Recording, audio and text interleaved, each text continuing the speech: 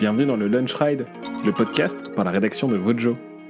Dans ce podcast, on vous parle de VTT, de sentiers dont on ne se lasse jamais, des personnalités passionnantes qu'on rencontre et de machines aussi parfois.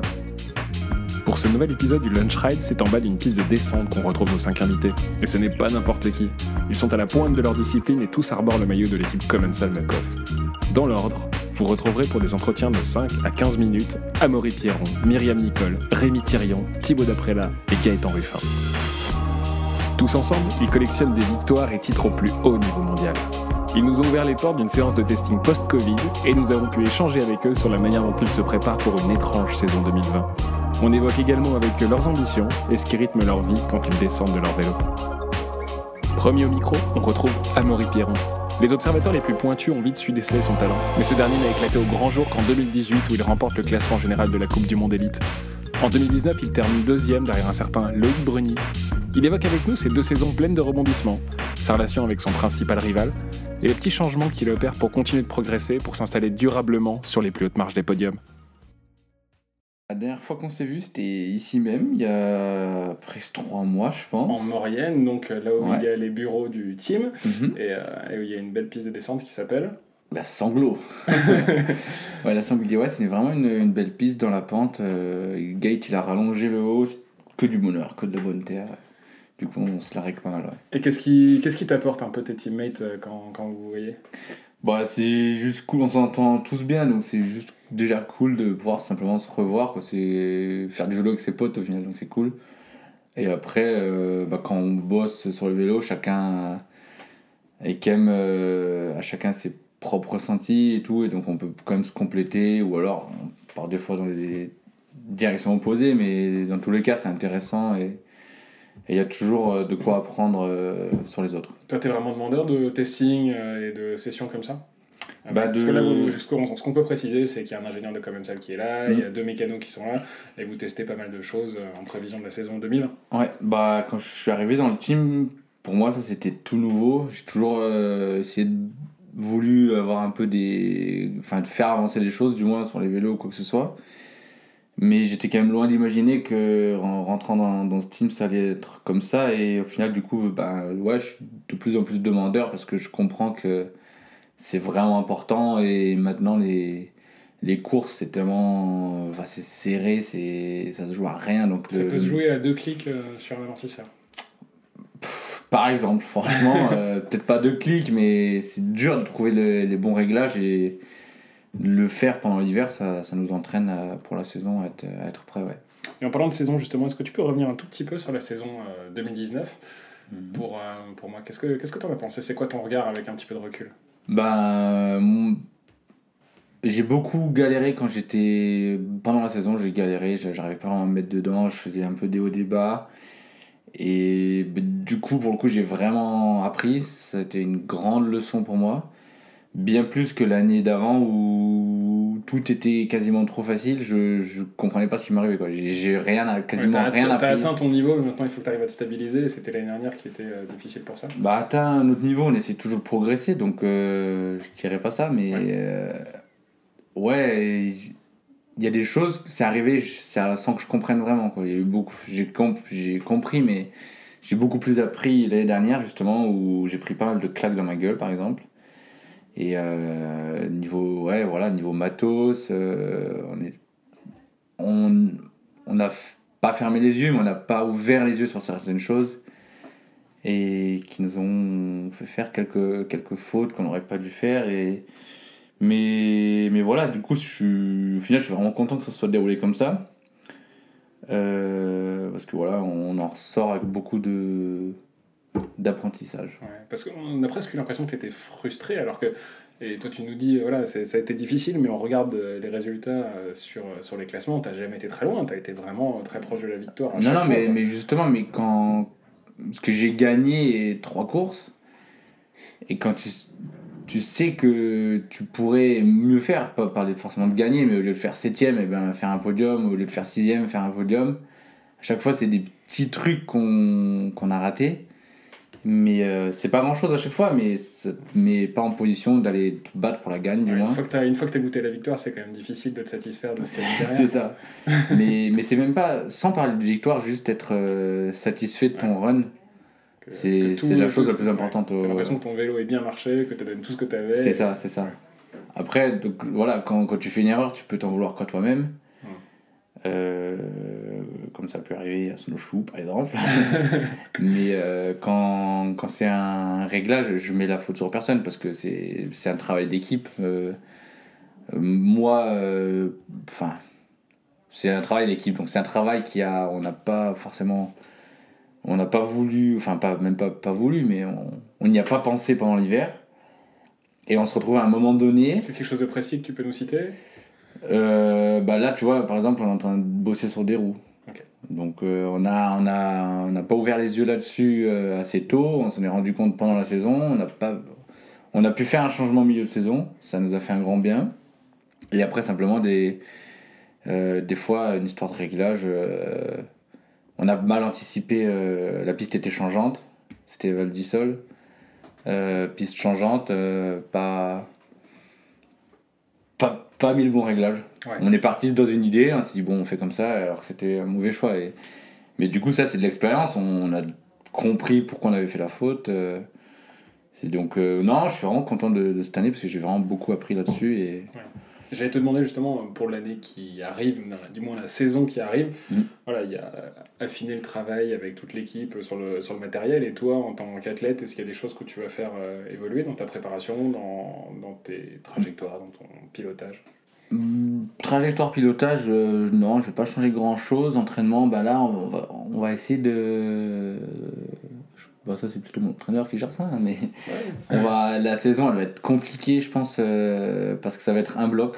D'habitude on a quand même une ou deux courses, un break, une ou deux courses, un break. Faire le point. Et là il n'y a pas de point à faire, hein. On part et point A, point B et c'est fini.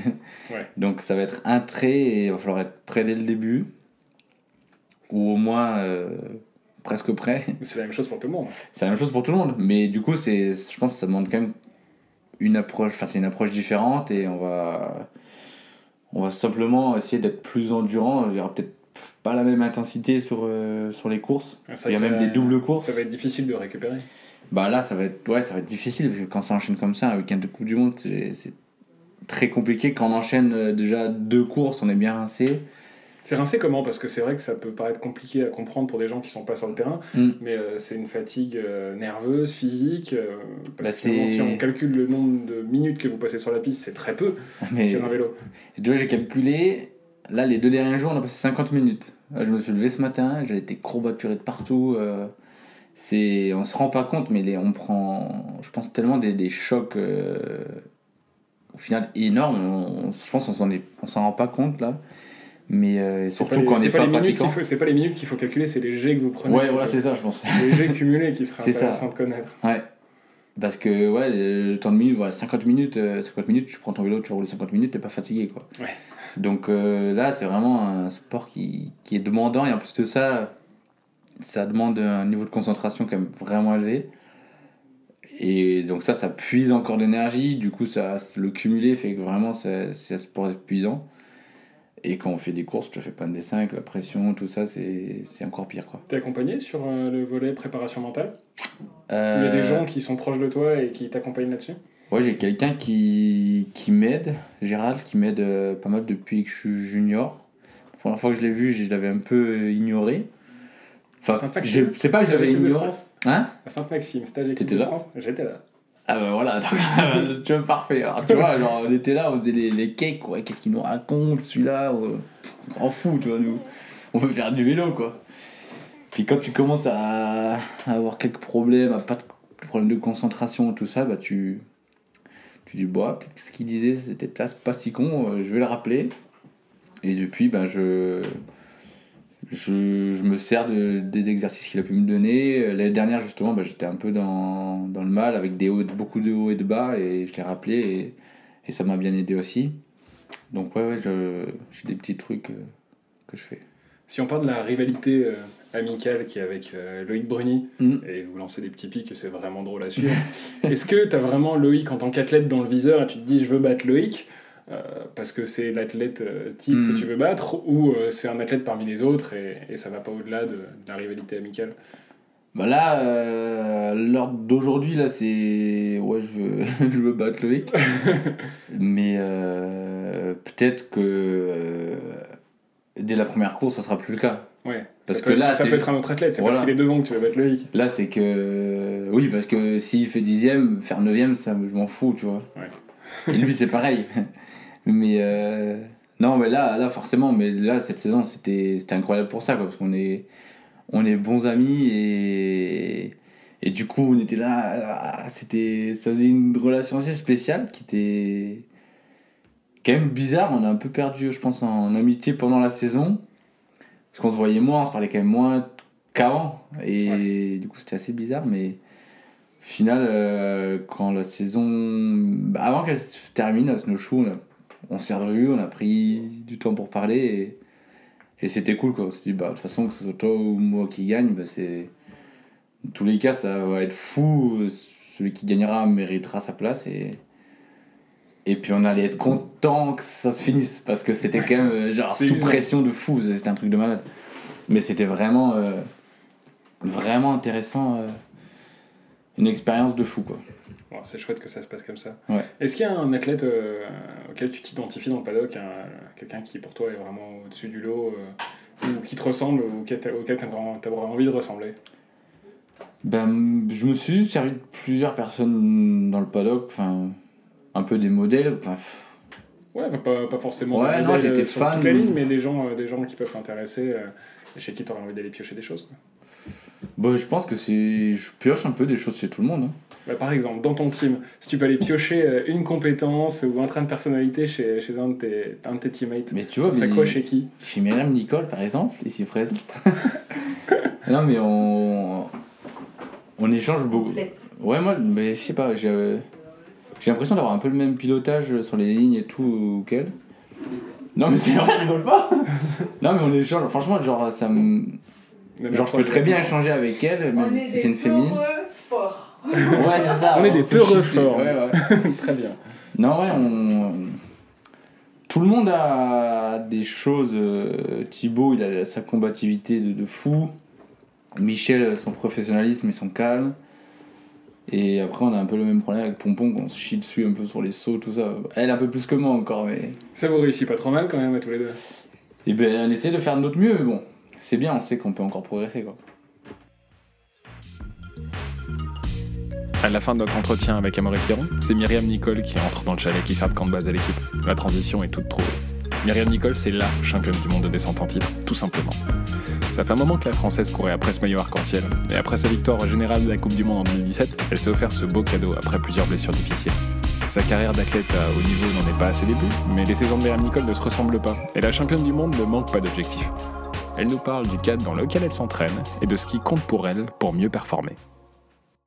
Ouais, du coup, une blessure qui est arrivée au mauvais moment. J'ai foncé assez rapidement dans la rééduque. J'étais déterminée de revenir pour ces championnats du monde. C'était pas gagné parce que c'est vraiment une mauvaise blessure que je me suis faite au pied. Mais la blessure, ça te connaît. Ouais, la blessure, ça me connaît, mais maintenant, je sais qu'une clavicule, c'est rien du tout, tu vois. Je sais qu'une clavicule, c'est rien du tout parce que ça a été difficile. Il y a eu 2 opérations et puis c'est surtout que ça laisse sacrément des traces. Encore la nuit, quand je me lève faire pipi, je boite.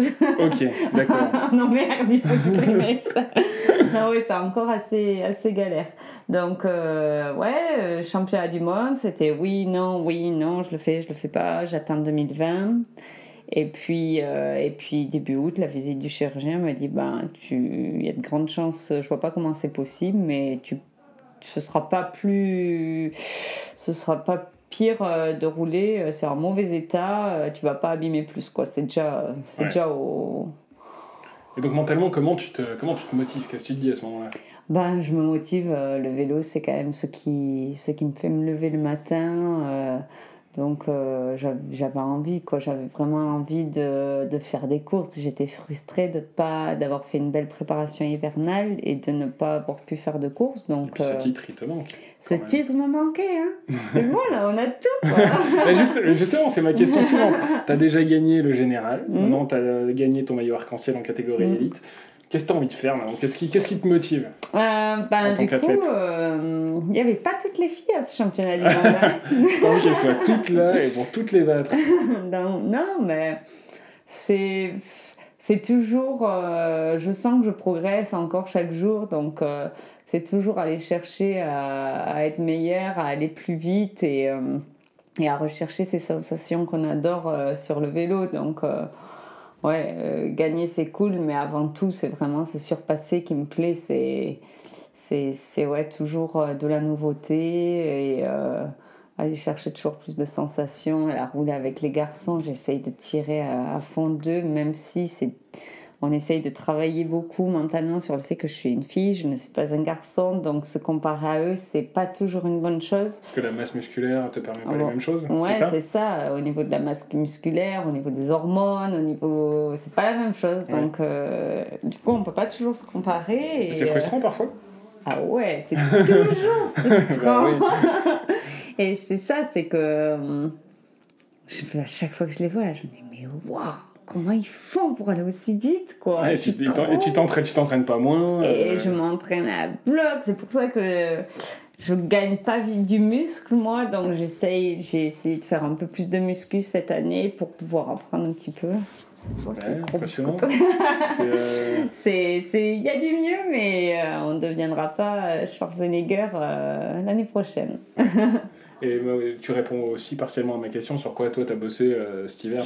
Du coup, cet hiver, j'ai bossé beaucoup sur les sauts parce que après toutes ces blessures sur les sauts, c'est quand même quelque chose qui est dur à effacer. Il y a toujours une petite appréhension. C'est un truc qui revient régulièrement quand on discute ensemble. C'est pas la première fois que tu me le dis. Donc du coup, j'ai quand même bien progressé là-dessus il y a toujours des choses où on est plus à l'aise que d'autres. Donc, comme on avait déjà discuté ensemble, je ne viens pas de l'école BMX. Donc, du coup, les sauts, j'ai attaqué très, très tard. Sur les Coupes du Monde, il y en a de plus en plus. Et mais là, je pense qu'on a passé un petit cap. J'arrive même à me faire plaisir sur les jumps. Donc, c'est bien. Ouais. Et pour remettre un petit peu dans le contexte, on sort de l'hiver, puis d'un confinement qui a duré un petit peu plus de 2 mois. Et comment est-ce que tu as mis cette période à profit ? Qu'est-ce que tu as fait ? Qu'est-ce que j'ai fait ? Pour mes 30 ans, en février, j'avais demandé à Gaëtan et mon frère Olivier de m'installer une salle de muscu dans le garage. C'était en février. Donc du coup, parce que j'en avais marre de faire les allers-retours à Montpellier, puis... C'est vrai que la dernière fois qu'on t'a vu, tu étais au Krebs, on a croisé Victor Koretsky et t'allais rouler un petit peu plus. Voilà, c'est ça. Les choses ont changé. Du coup, je vais continuer d'aller au Krebs, mais moi, ce sera plus à la maison, un petit peu au Krebs, à la maison, un petit peu au Krebs. Donc du coup, pendant ce confinement, j'avais un vélo, un watt bike, j'avais ma salle, donc j'ai pu m'entraîner. On s'est entraîné différemment parce que le but, on pensait que les courses allaient commencer assez tard, donc le but n'était pas de se cramer pendant ce confinement, donc on a essayé de faire des choses un peu plus ludiques, de maintenir un niveau, tout ce qu'on avait travaillé pendant l'hiver. Et donc voilà, j'ai fait de l'entraînement, je me suis occupée de mon petit-neveu, j'ai profité de mon frère et ma belle-sœur qui habitent à côté, j'ai de Gaëtan qui a fait des travaux, j'ai été me balader. Et je me suis réjouie d'être plus à la maison que d'habitude. J'ai bien bossé, continué à bosser mentalement avec le prépa mental, avec mon coach physique. Donc non, je me suis pas ennuyée et j'ai beaucoup cuisiné, j'ai fait du yoga. C'était plutôt une bonne période alors. Je me suis pas ennuyée. À la fin, j'avais hâte de... C'est surtout voir la famille que je pouvais pas voir, les copains. Et puis tous ces déplacements sur les courses, quand même, c'est ce qui nous plaît. Et là, à la maison, c'est cool, mais on avait quand même la bougeotte, quoi. On envie de bouger. Justement, cette saison, elle est raccourcie, elle est condensée. Est-ce qu'elle te fait envie ? C'est un peu particulier parce que c'est la première fois que tu vas porter ton maillot arc-en-ciel, mais ça va être une période super courte. Ouais. Comment tu l'appréhendes, toi ? En fait, il y en a beaucoup qui me disent tu vas pas pouvoir mettre ton maillot autant que tu aurais dû le mettre. C'est sûr, c'est pas top. Même vis-à-vis des sponsors, j'aurais aimé le mettre un peu plus souvent. Bon, il va falloir le gagner une autre fois, mais bon, on va tout donner pour.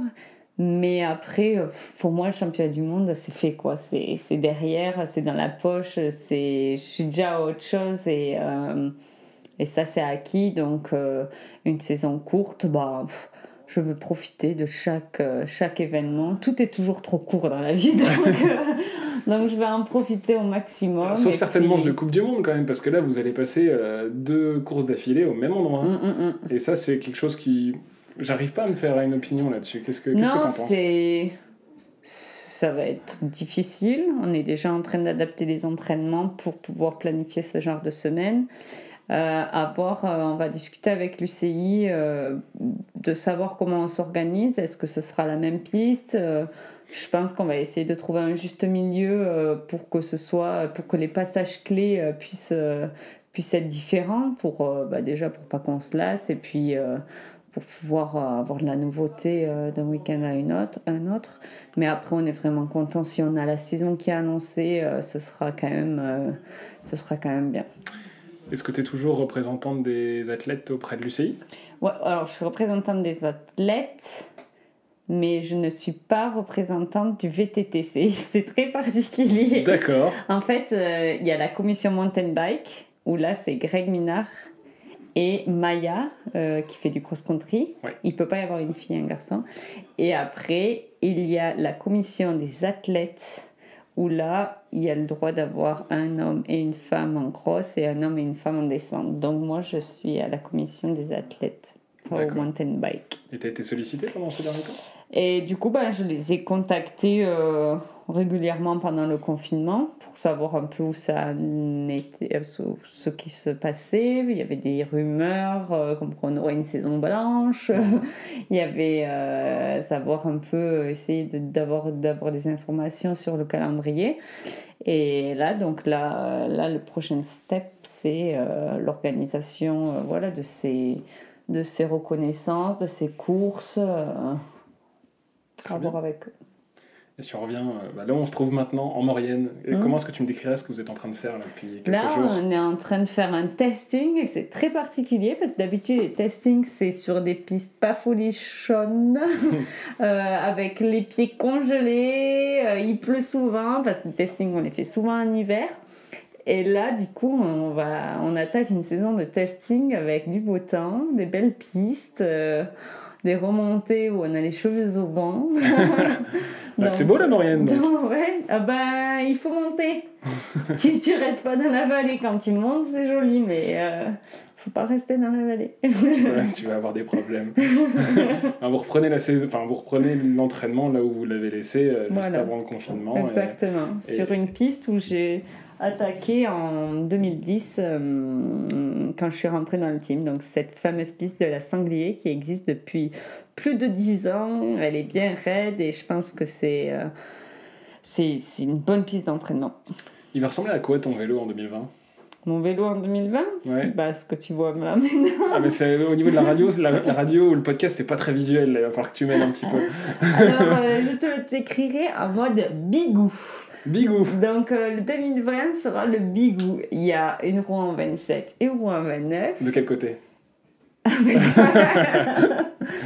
Donc du coup la roue en 29 à l'avant, la roue en 27 à l'arrière.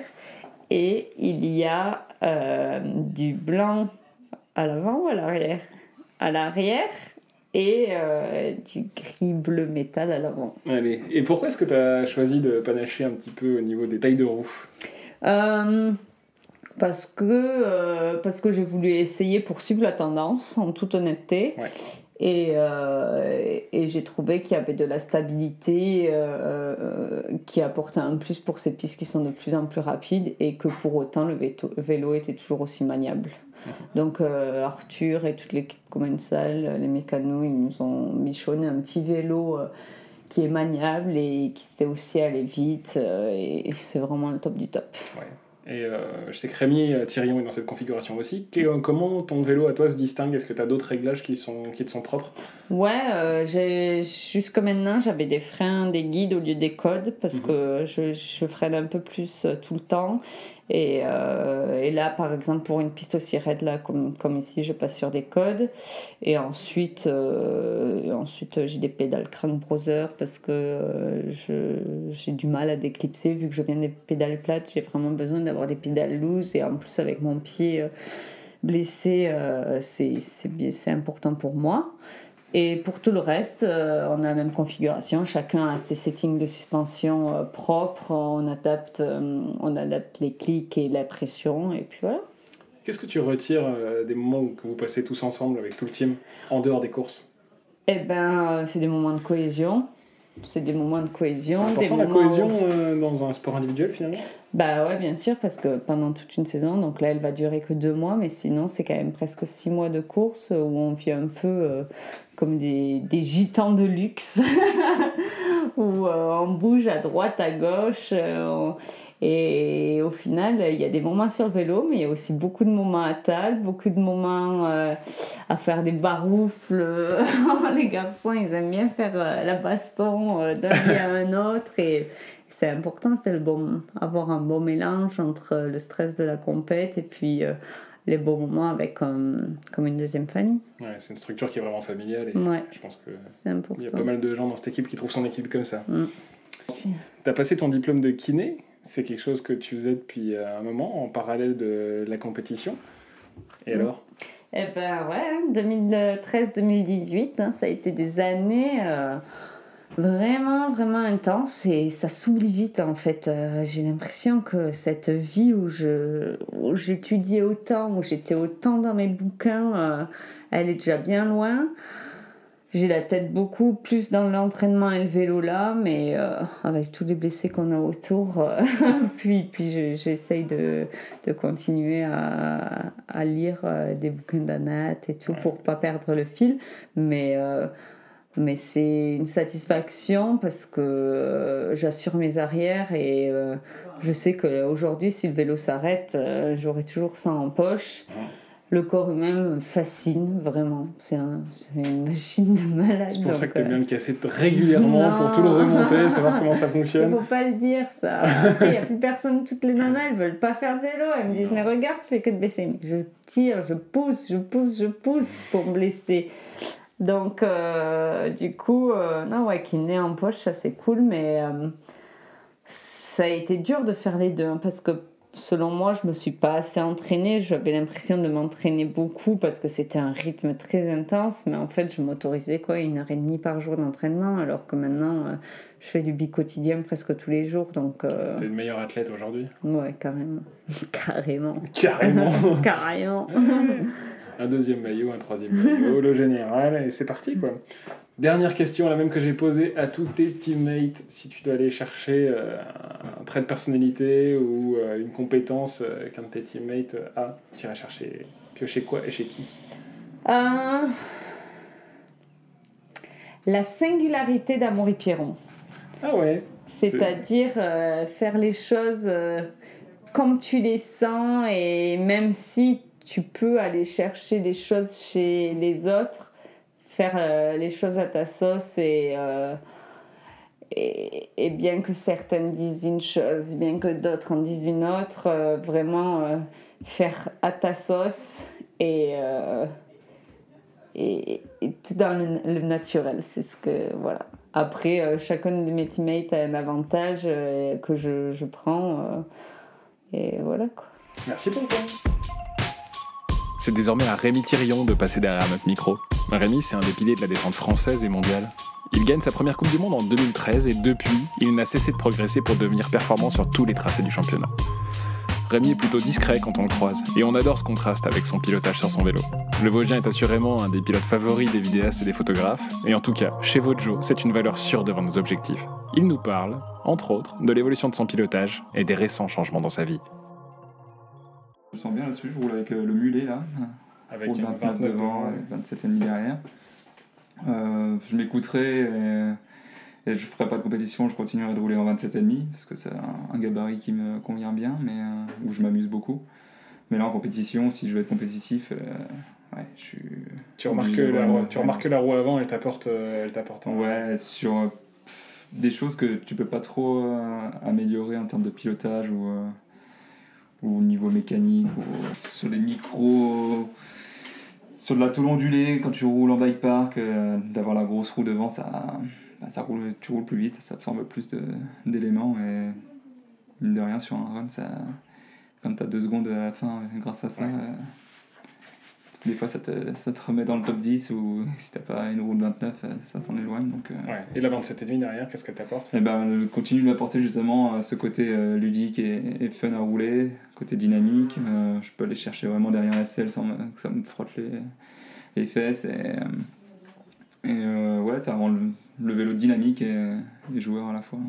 Tu vois, tu parlais de pilotage avant et tu t'es fait connaître parce que tu as un pilotage qui est plutôt engagé, tu es vraiment à l'aise sur les passages techniques, t'es pas le dernier quand il faut aller essayer des lignes qui sont pas forcément les plus évidentes. Est-ce que c'est quelque chose sur lequel tu travailles pour continuer à le développer, ou tu te dis bon voilà c'est bien et tu as envie par contre d'aller développer une autre partie de ton pilotage?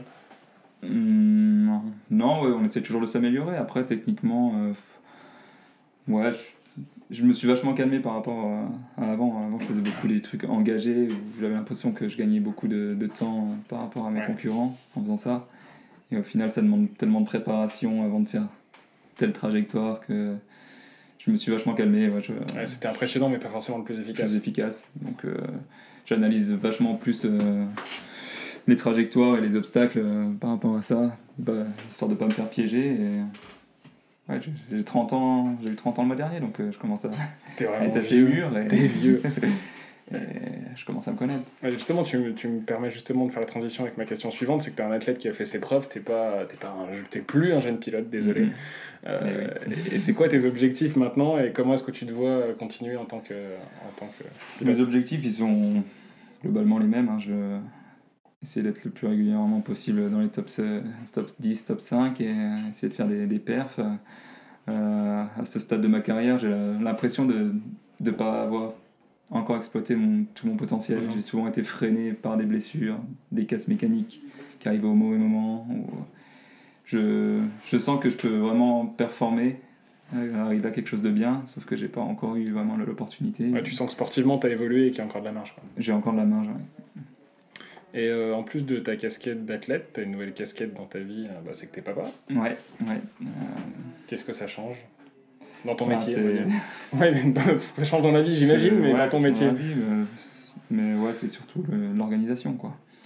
L'organisation, après, je pense que ma copine me soutienne à fond et comprenne pleinement le fait de mon statut d'athlète, que je dois partir régulièrement pour les stages, pour les tests, pour les compétitions. Et ouais, elle me soutient à fond à côté, et ça me laisse l'esprit libre pour partir. Une dernière petite question, si tu peux aller piocher une compétence ou un trait de personnalité d'un de tes teammates, quelqu'un avec qui tu roules dans l'équipe, ça serait quoi et ça serait chez qui? C'est dur, hein? Ouais, j'ai pas dit que c'était une question facile. Certainement la force d'Amaury et la constance qu'il arrive à avoir. D'accord. Merci Rémi. Suivant au micro, c'est Thibaut Daprella qui s'installe. Le jeune athlète s'apprête à passer un cap important dans sa carrière, celui de l'élite. Il n'arrive toutefois pas les mains dans les poches puisqu'il a su mettre à profit son passage en junior en remportant de nombreuses victoires. Il cultive un goût pour le testing, peut-être hérité d'un certain Nicolas Vouilloz, et on se sent impatient d'aller faire ses preuves dans la catégorie reine. Tu termines tes 2 années en junior, tu as gagné 2 fois le classement général de la Coupe du Monde, si je ne me trompe pas, et il t'a manqué le maillot de champion du monde qui t'a échappé. Qu'est-ce qui t'a manqué? Je pense la première année un peu d'expérience, et l'année dernière un peu de chance. Et justement, après 2 ans de junior qui servent souvent de test, mine de rien, et d'apprentissage, qu'est-ce que tu retiens principalement de ces 2 premières années avec le team Commensal Muckhoff, qui s'appelle comme ça maintenant, pour le passage en élite? Énormément d'expérience, vraiment 2 années très constructives. J'ai appris plein de choses, autant avec le team que pendant les courses ou en dehors des courses. Ouais. Donc c'est vraiment énormément d'expérience, et c'est vraiment bénéfique d'avoir ces 2 années juniors avant de rentrer en élite. Et est-ce que ça passe aussi par le testing? Parce que là, on est en pleine séance avec ton équipe. Est-ce que tu as un goût particulier pour ça? Ah oui, moi j'adore tester des nouvelles choses, améliorer le vélo et tout ça. Après, il y a quand même, en tout cas pour ma part, pas mal de points techniques à travailler encore, parce que je suis jeune. Mais c'est vrai que j'aime bien régler le vélo et qui m'aille bien et qu'il soit bien adapté à mon style de pilotage qui n'est pas forcément le même que les autres. Ouais, t'as une certaine proximité avec un certain Nico Vouilloz, si je me trompe pas. Est-ce qu'il y a un petit peu de lui là-dedans, dans ce goût pour les tests et les essais? Bah oui, je pense, parce que depuis que je suis tout petit, j'ai roulé avec lui, et puis les premières années en cadet, c'est avec lui que je réglais mon vélo, etc. Donc oui, c'est de là que tout est parti, oui. Et en quoi est-ce que ton vélo est différent de celui d'Amaury, de Rémi, de Myriam? Alors exactement, je saurais pas trop dire, mais après moi j'aime bien un vélo un petit peu dynamique, des fois un peu plus raide peut-être. Bon, pas forcément. C'est vrai que peut-être qu'Amaury ça se rapproche un peu plus. Amaury, moi je roule un peu plus le vélo plus posé mais raide en même temps. Par contre, je pense qu'avec Rémi, il y a une grosse différence au niveau des réglages, etc. Après Myrène c'est différent parce que c'est une fille, donc elle fait pas le même poids, elle roule pas la même vitesse. Donc je pense que c'est plus dur de comparer, mais voilà. Est-ce qu'il y a un point sur lequel tu as travaillé particulièrement, tu reviens de blessure, mais un point sur lequel, au-delà de ce retour à la compétition, sur lequel tu travailles principalement pour le passage en élite? Pas forcément en particulier, mais c'est vrai que j'ai juste augmenté l'intensité d'entraînement. Non, c'est un tout. Le physique, la technique, puis l'expérience fait que je sais quoi travailler et peut-être mieux comment le travailler et ce que je dois bien bosser. Et quand vous êtes tous ensemble là, avec l'équipe, ce qui arrive quand même pas si fréquemment que ça, qu'est-ce que tu vas retirer de cette proximité? Qui est-ce qui va t'aider sur certains points ou sur d'autres? Franchement, tout le monde, parce que tout le monde aide tout le monde et il y a du bon à prendre chez tout le monde. Donc franchement, on s'entraide tous. Myriam a des points positifs, Amaury, Rémi, chacun a ses petites faiblesses aussi sur le vélo. Et puis franchement, c'est top, quoi. Et quand vous roulez là, sur des séances de testing comme ça, est-ce qu'il y a des moments où vous êtes vraiment à fond et où tu peux essayer de te positionner par rapport à ceux qui ont déjà passé ce cap de l'élite pour savoir un petit peu où tu te positionnes par rapport à eux? Évidemment, sur les courses, il y a les chronos, d'ailleurs tu t'es déjà bien placé en 2019, mais est-ce que tu arrives à voir où est-ce qu'ils vont prendre de l'avance, où est-ce que toi tu recolles dans des situations comme ça? Oui, après ça dépend les moments de testing, parce que des fois quand on fait des tests on peut pas rouler à 100% et il faut surtout pas. Mais après oui, des fois on fait vraiment que des chronos et là je peux voir grâce aux chronos, aux intermédiaires et tout ça, à combien de temps je suis par rapport à Rémi et à Amaury. Et après je peux voir dans quelle section je suis un peu plus rapide, enfin ça arrive pas souvent, mais plus rapide ou plus lent, et voilà. Et tu te sens prêt pour l'instant? Oui, je pensais que ça allait mettre un peu de temps à revenir, parce que c'est que là c'est le 5e jour que je refais de la descente. Mais au final, oui, je me sens quand même prêt. Il faut que je retrouve un peu les jambes. Non, quasiment pas, il faut pas trop exagérer, mais voilà, il faut juste bien que je retrouve des jambes avec bien de la force. Le haut du corps, il n'y a pas de problème puisque j'ai pu le travailler, mais le bas, il faut bien que je retrouve de la force et ça ira nickel. Et tu t'es fixé un objectif pour cette première saison en élite? Non, pas d'objectif précis, juste vraiment être constant et voilà, être dans le top 20, 5, 20, toutes les courses, ce serait top. Après, pas plus que ça. Et dernière question, si tu pouvais aller piocher une compétence ou un trait de personnalité chez un de tes teammates, un de tes camarades, ça serait qui et ça serait quoi? Myriam pour sa persévérance et son sérieux. Amaury pour sa vitesse d'en haut en bas et Rémi pour sa technique. On termine notre tour de table avec Gaëtan Ruffin. Avec son frère Thibaut, ils ont mis sur pied la structure Riding Addiction qui abrite l'équipe baptisée aujourd'hui Common Salmakov. Ils vivent au rythme de l'équipe et c'est en partie grâce à eux que les pilotes que nous avons entendus plus tôt sont dans d'aussi bonnes conditions pour performer. En parallèle du management de l'équipe, les frères Ruffin continuent de s'aligner sur les courses et Gaëtan nous parle de cette double casquette. C'est vrai qu'avec Thib, on gère tous les deux l'équipe. Donc on a tous les deux des tâches, on va dire, assez différentes. On s'était jamais vraiment affecté, tu vois, mais ça s'est fait un peu naturellement, tu vois. Et du coup, là maintenant on essaie d'y mettre un peu plus de clair pour organiser ça encore mieux. Mais voilà quoi, c'est... Lui, Thib, il est plus, on va dire, en relation avec tout ce qui est sponsor et tout ce qui est des deals. Et moi, on va dire, je vais plus gérer un peu plus tout ce qui est l'organisation interne de l'équipe, quoi. Et puis en plus de cette casquette de coach et manager avec ton frère, t'es pilote. Et comment est-ce que tu arrives à faire coïncider tout ça? C'est vrai qu'en étant tous les deux là à s'occuper du team, on arrive à quand même bien se répartir les tâches. le fait qu'on soit frères, bah, on arrive à communiquer vraiment facilement, et du coup bah, ça facilite vraiment les choses. Après il y a quand même nos parents qui, comme tu as pu voir, qui sont toujours là à nous filer un coup de main, que ce soit sur les compètes ou même là par exemple si on fait un team camp ici.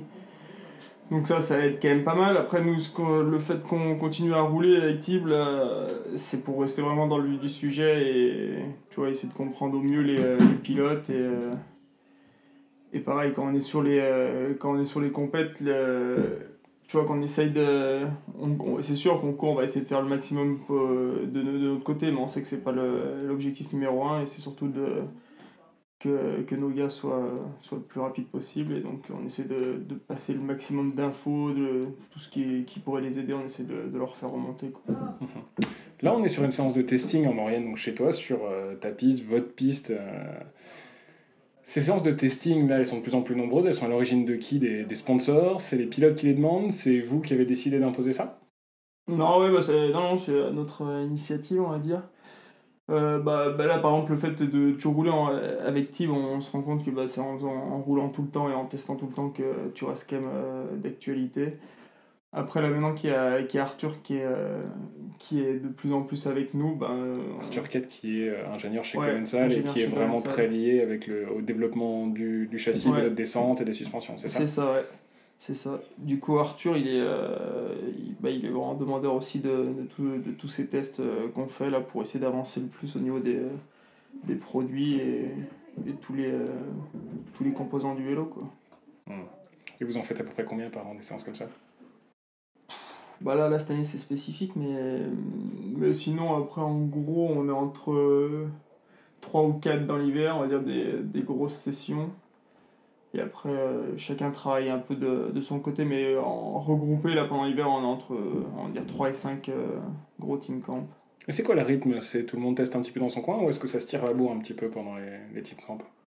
Non, on essaye on essaye quand même de mettre en place des chronos. Là, on l'a pas fait parce que c'était la reprise, on va dire. Mais on essaie de mettre en place quand même des chronos, c'est pour représenter un peu les formats courses. Ouais. Après, ça va se tirer la bourre, mais ça va être dans la bonne ambiance et c'est ce qu'on veut, quoi. Ça peut permettre quand même de déceler certaines choses. Si je ne m'abuse, il y a un certain Maury Pierron 2018 qui est au premier team camp et loin devant tout le monde. Ouais, le test que vous faites en interne. C'était les premiers, tous les tests même qu'on a fait, tous les team camps qu'on a fait pendant cet hiver-là, on se prenait quand même des bonnes pilules. Et donc ça nous a mis plusieurs coups au moral. Après, quand on a vu qu'il gagnait les Coupes du Monde, on a vite compris pourquoi on ramassait, quoi. Mais non, ouais, c'est intéressant. Je vais te poser une dernière question qui est la même qu'à tout le monde. Si tu peux aller piocher une compétence ou un trait de personnalité, un de tes teammates, ça serait qui et chez quoi? Ou chez quoi et chez qui? Juste plutôt. une? Une ou plusieurs? Ce qui t'impressionne et ce que tu aimerais avoir pour toi? Ce que j'aime bien, moi, c'est quand tu vois au moment la persévérance qu'il a, quoi. Ouais. Donc ça, pour moi, c'est impressionnant. Merci Gaëtan. Le Lunch Ride, c'est terminé pour aujourd'hui. On espère que vous aurez apprécié ce format et ce moment passé avec les pilotes entre 2 tests de frein, 2 pneus, 2 roues. Vous pouvez retrouver tout le travail de la rédaction sur votejomag.com, au format papier sur Votejo Magazine et évidemment sur les réseaux sociaux. À bientôt pour de nouveaux Lunch Rides.